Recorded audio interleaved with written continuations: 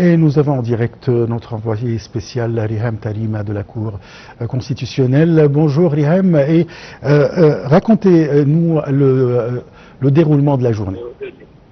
Bonjour Achraf, en fait oui, on est là à la Cour constitutionnelle suprême de l'Égypte pour la conférence de presse qui vise à lancer la prochaine réunion de haut niveau du Caire pour des présidents des cours constitutionnelles, des cours suprêmes et également des conseils constitutionnels africains. Cette réunion qui aura lieu le 7 et le 8 février prochain à la nouvelle capitale sous les auspices du président Abdel Fattah el-Sisi. Bien sûr, c'était aujourd'hui la conférence de presse qui vise à lancer cette réunion et l'agenda de cette réunion. En fait, au début de cette conférence, monsieur le conseiller Tariq Chebli, qui est vice-président de la Cour constitutionnelle suprême et porte-parole de la Cour, a affirmé que cette conférence, bien sûr, vise en premier lieu à lancer la réunion de haut niveau du Caire. En fait, il a affirmé que cette 9e réunion de haut niveau aura lieu, comme je viens de dire, le 7 et le 8 février. Question concernant les défis qu'affronte le continent africain en ce qui concerne la justice constitutionnelle. Il a également parlé, bien sûr, du rôle important et historique et également primordial de l'Égypte dans le domaine de la justice constitutionnelle. Il a affirmé que ce rassemblement est une grande opportunité, bien sûr, pour renforcer la coopération entre les différents pays africains en ce qui concerne bien sûr la justice constitutionnelle.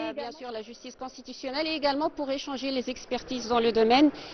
Selon lui également, 28 pays africains vont participer à cette réunion. 8 autres pays vont également prendre part à cette réunion en tant qu'observateurs, ainsi qu'un nombre d'organisations dont l'organisation de la francophonie.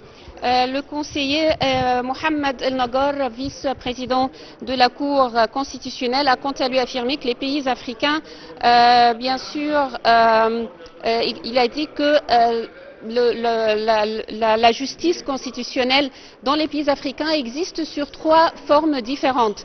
La première, c'est la Cour constitutionnelle suprême, comme c'est le cas en Égypte. Il y a également des conseils constitutionnels et également il y a des conseils suprêmes.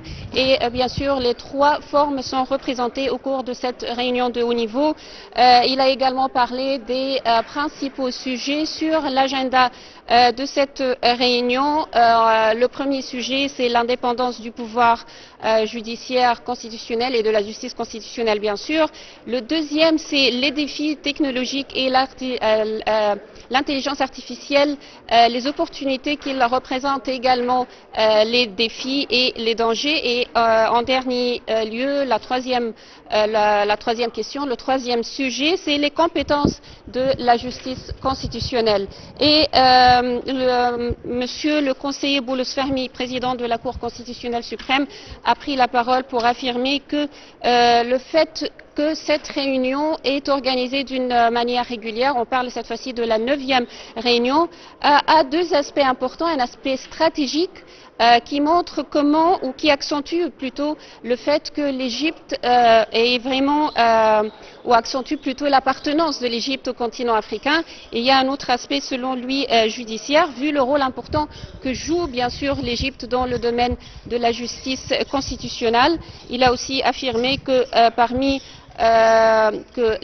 les résultats de ces réunions régulières, il y a plusieurs résultats importants. Tout d'abord, le lancement d'une plateforme numérique où on peut trouver tous les verdicts concernant la Cour constitutionnelle de l'Égypte, également les cours constitutionnels africains, et également la création d'un centre de recherche constitutionnelle au tout, bien sûr, où il y a d'importants débats sont organisés d'une manière régulière pour discuter des différentes questions qui concernent les pays africains.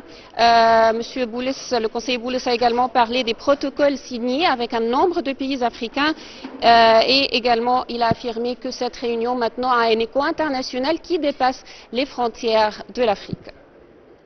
Merci beaucoup Riham Talima, notre envoyé spécial au siège de la Cour suprême de